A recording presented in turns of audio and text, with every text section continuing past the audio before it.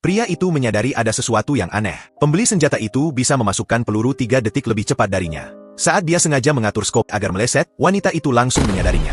Hanya dengan satu penyesuaian kecil, tembakan dari senapan sniper itu berhasil mengenai target sejauh 1 kilometer. Hal itu membuatnya berpikir, belum lama ini, dia sudah bilang ke organisasi kalau ingin pensiun. Tapi anehnya, tiba-tiba mereka mengatur transaksi ini. Rasanya tidak mungkin hanya kebetulan. Yang lebih mengejutkan lagi, pembeli itu menyerahkan kembali senapan dan memintanya menembak di sebelahnya untuk menguji peredam suara. Padahal saat itu Jack punya kesempatan sempurna untuk menembak pembeli itu dari jarak dekat. Jika dia benar-benar berniat menyingkirkan wanita itu, seharusnya saat itulah. Tapi Jack memilih menahan diri, mungkin karena ingin tahu siapa sebenarnya wanita itu, atau karena punya rencana lain. Sebaliknya, ia menemukan ide yang lebih baik. Pembeli itu menyukai senjatanya dan siap menyelesaikan transaksi. Tapi pria itu bilang masih perlu sedikit penyempurnaan. Untung saja, wanita itu tidak curiga dan setuju untuk menunggu. Dalam perjalanan pulang, Jack menendang bemper mobilnya dan pergi ke bengkel. Saat montir sibuk memperbaiki mobil, Jack diam-diam mencoba mencuri beberapa bagian untuk meningkatkan senjatanya. Namun aksinya dipergoki pemilik bengkel. Sesampainya di rumah, ia segera membongkar bagian-bagian yang berhasil dibawa pulang. Jack menambahkan spacer, memukulnya hingga terpasang, memotong pipa baja menjadi 12 bagian, menumpuknya bersama spacer, lalu memasang selongsong luar. Semuanya terpasang dengan sempurna. Ia berhasil membuat peredam suara yang sama sekali tidak menunjukkan tanda-tanda sudah dimodifikasi. Untuk menguji hasil rakitannya,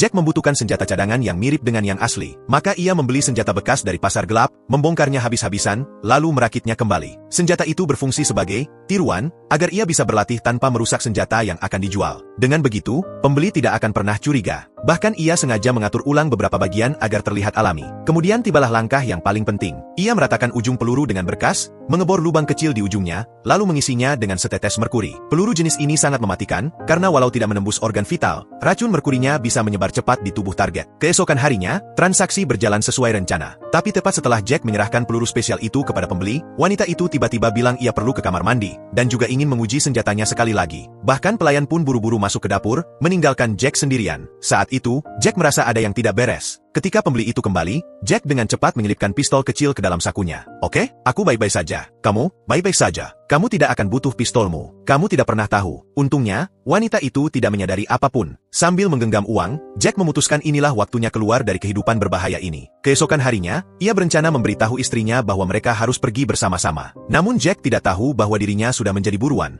Seseorang sedang membidik kepalanya. Ia mendongak, lalu melihat siapa penembaknya. Ternyata orang itu adalah pembeli yang sama dari kemarin. Wanita itu sejak awal memang bukan pembeli biasa, melainkan seseorang yang ditugaskan, atau mungkin punya dendam pribadi, untuk menyingkirkan Jack. Inilah plot twist yang mengungkap bahwa transaksi senjata kemarin hanyalah jebakan.